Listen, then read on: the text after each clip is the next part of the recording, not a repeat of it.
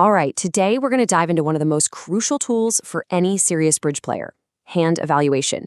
We're looking at a pretty modern system called the new losing trick count. It's designed to give you a much more precise, a much more powerful way to figure out what your hand is really worth. So let's get right into it. You know that feeling, right? You pick up a hand, you count your high card points, and something just feels off. Your gut is telling you the number isn't the whole story. Maybe you see this beautiful trump fit with your partner, but the points just don't seem to capture the real power you're holding. Well, that exact problem is what the new losing trick count was built to solve. So first up, let's talk about Section 1, the hand evaluation problem. We need to understand why our classic methods, as good as they are, can sometimes lead us astray. Look, the high card point system is the bedrock of bridge. We all know that. But let's be honest, sometimes it's kind of a blunt instrument. It's fantastic for balanced hands, great for no-trump contracts, but what about when you have a long, powerhouse suit and an amazing fit with your partner? Points alone just can't measure the trick-taking muscle that distribution gives you. Which brings us, naturally, to a better tool for the job. Section 2, a more precise count. Let's meet the new losing trick count, or NLTC for short. So what is this thing? Well, the new losing trick count is basically an evolution of the classic losing trick count. Instead of just adding up points, it gets straight to the heart of the matter, your hand's trick-taking potential. And it does that by counting what you don't have, your losers. But, and this is the key, it does it with a much, much finer degree of accuracy. To really get this, we have to talk about where the old ways can let us down. You know, the standard high card point count is a fantastic starting point for balanced hands, and the original losing trick count is a step up for suit contracts. But both of them can get a little shaky when you're staring at an unbalanced hand. You know, the fun ones with voids, singletons, and those beautiful, long-running suits. And that's where our solution comes in. We're going to explore a much more precise tool, a modern upgrade designed for exactly this kind of challenge. It's called the new losing trick count, or as you'll hear it called, NLT. And trust me, it can bring a whole new level of accuracy to your game. So what exactly is the new losing trick count?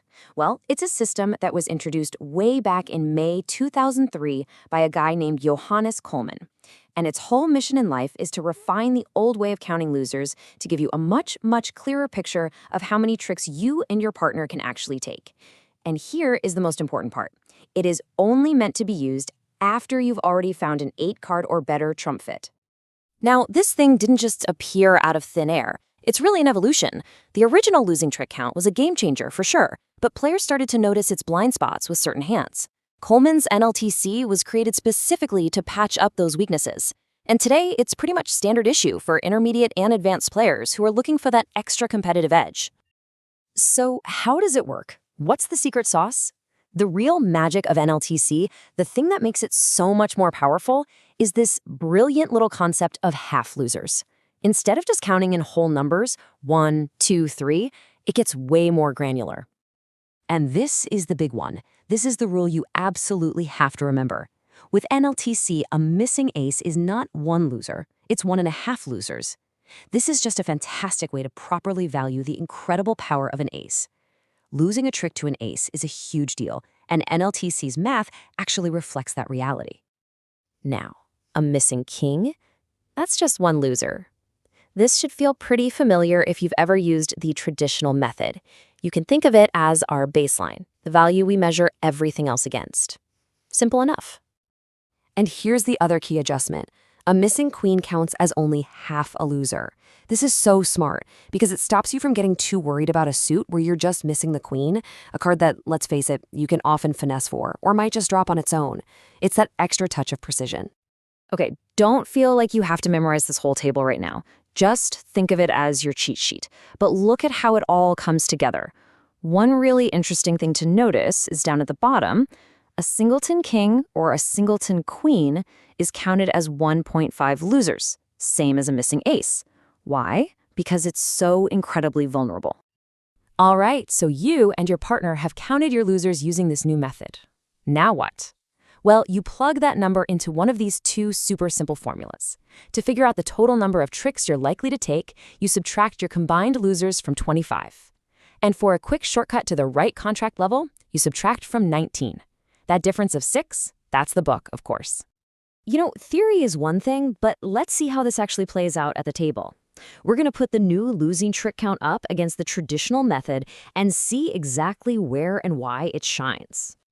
So let's break down the main differences. Traditional LTC, it uses whole numbers and its formula is based on the number 24. NLTC, on the other hand, brings in those half losers, uses a more accurate base of 25, and most importantly, it values a missing ace, king, and queen differently. This isn't just a minor adjustment, it's a fundamental upgrade to the engine. All right, let's look at your hand. Imagine you have 4 suits, and each one is a 4-card suit headed by the ace. The old system looks at that and says, that's 8 losers, 2 in each suit. But NLTC knows how powerful those aces are and says, no way, that's only a 6-loser hand. It correctly sees this hand as much stronger, which might be the difference between stopping in part score and bidding a makeable game. Okay, now what if each of those 4-card suits was headed by a king instead? Well, here both systems actually agree. They both look at the hand and say, yep, that's an 8-loser hand. This is a great little reality check. It shows NLTC isn't just changing things for the sake of it, the adjustments are targeted where they matter most. And now for the other side of the coin, a hand with 4-card suits headed by queens. Traditionally, that's also an 8-loser hand, but NLTC looks at that and correctly downgrades it to a 10-loser hand. It's basically flashing a warning sign telling you not to get carried away and bid a game that just isn't there. It can save you from a lot of bad scores. So let's walk through a real auction. Opener bids 1 heart. Partner responds with a limit raise to 3 hearts. Boom, we have our fit. Now opener does the quick math. Okay, I have 7 losers, and partner showed about 8.5. That's 15.5 combined. They plug it into the formula. 25 minus 15.5 equals 9.5. This tells them they should expect to make 9 tricks, maybe 10 with a little luck. That information is pure gold for deciding what to do next. Okay, everybody, lean in a little closer for this part, because this is maybe the single most important thing you need to know about NLTC. It's an amazing tool, but like any specialized instrument, you have to know when to use it and, just as critically, when to leave it in the toolbox. And here it is, the golden rule. I want you to burn this into your brain. You only apply the new losing trick count after you and your partner have confirmed you have an 8-card or better trump fit. Not before you find a fit, not while you're still looking, only after it's established. So why are we so dogmatic about this? It's because the entire system, the half losers for queens, the 1.5 for a missing ace, the formula of 25, it's all built on the solid foundation of knowing what your trump suit is. Using it before you have a fit is the #1 mistake people make, and I promise you, it will lead to some truly wild, inaccurate, and often disastrous contracts. And there are a couple other situations where you keep it on the bench. First, never use it for no-trump contracts. That's what high card points were made for, so stick with them. And second, if you get dealt a really bizarre freak of nature hand, the formulas might not hold up. Those hands are always going to come down to pure table feel and good old-fashioned bridge judgment. So let's wrap all this up and talk about how to fit NLTC into your game. It's a seriously powerful addition to your toolkit, but it is not a magic wand. The real goal here is to integrate it with your overall bidding judgment. I absolutely love this quote because it just nails it. Is NLTC a superior tool to the old method? Yes, without a doubt. But at the end of the day, it's just one component. It doesn't replace your ability to listen to the auction, to feel the flow of the bidding, to use all that wonderful stuff we call bridge sense. Think of it as a trusted advisor, not a dictator. Okay, theory is great, but how does this actually change how we bid? Let's jump into Section 3, NLTC in the auction. This is where we see how it adds a whole new layer of precision to your partnership's language. And here's where the rubber meets the road. Instead of just thinking in point ranges, you start thinking in loser counts. An opening bid? That tells your partner you have about 7 losers.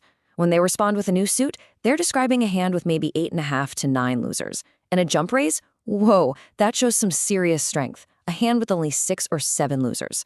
You can see how much more descriptive that is than just saying, I've got 10 to 12 points. And really, the whole goal here is to combine your loser counts with your partners to get this crystal clear picture of your total trick-taking power. It's that accuracy that lets you make the right calls, whether you're stretching to bid a tight game or exploring a slam with real confidence. But the value of the NLTC doesn't just stop once the bidding is over. Not at all. In Section 4, we're going to see how it becomes this dynamic tool for you as the declarer during the play of the hand.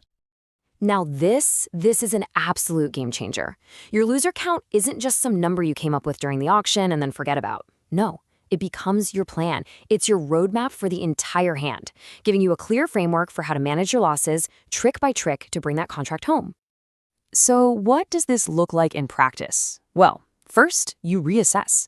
The moment you see the dummy and that opening lead, your initial count might need a tweak. Hey, maybe that finesse looks a lot safer now, turning a half loser into a potential winner. Second, you start hunting for plays.